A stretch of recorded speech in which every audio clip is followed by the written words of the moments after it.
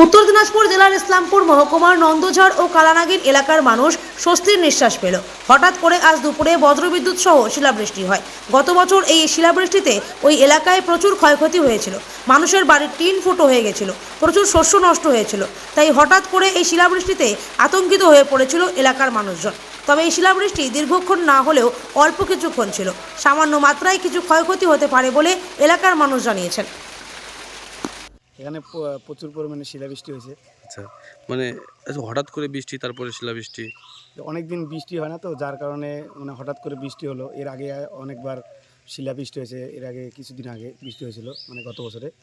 তো হওয়ার পরে অনেক ঘরবাড়ির মানে টিন নষ্ট হয়ে গেছিলো। তো এবছর অতটা হয়নি, তবে বেশ কিছু ফসলের ক্ষতি হয়েছে। এতে আপনারা কি আতঙ্কিত? হ্যাঁ, আমাদের গ্রামবাসী তো অনেকেই আতঙ্কিত আছে, আবার যদি এর থেকে গত বছরের মতো হয়।